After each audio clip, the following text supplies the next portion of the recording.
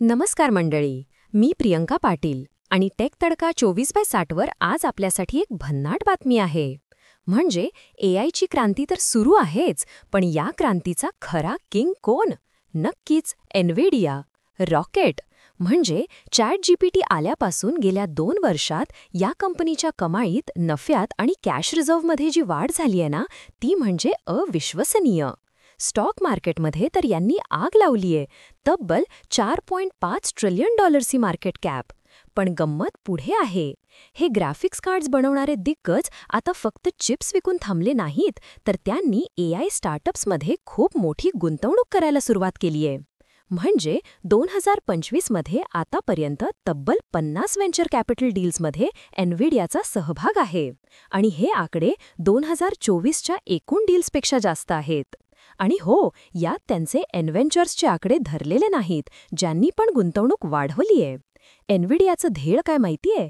AI ecosystem मोठी करणं.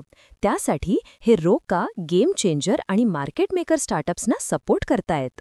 म्हणजे ओपन एआय, ज्याला त्यांनी ऑक्टोबर 2024 मध्ये $1,000 मिलियन दिले.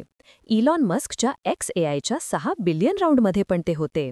मिस्ट्रल एआयच्या 1.7 बिलियन युरोच्या राऊंडमध्ये पण त्यांनी इन्व्हेस्ट केलंय. Reflection AI, Thinking Machines Lab, Inflection, Nscale, Wave, Figure AI, Scale AI, list खूप मोठी आहे मंडळी.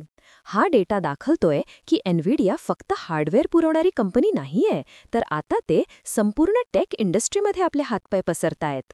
एका रिपोर्टनुसार त्यांनी $100 मिलियन पेक्षा जास्त रेस केलेल्या अनेक स्टार्टअप्समध्ये गुंतवणूक केली आहे, जिथे एनव्हिडिया एक महत्त्वाचा स्पर्धक म्हणून समोर आला आहे.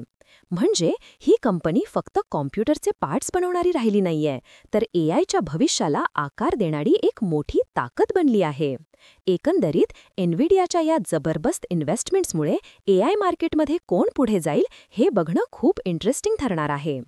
तर टेक तडका 24/7 वर अशाच लेटेस्ट अपडेट्ससाठी बने रहा. मी प्रियंका पाटील. धन्यवाद.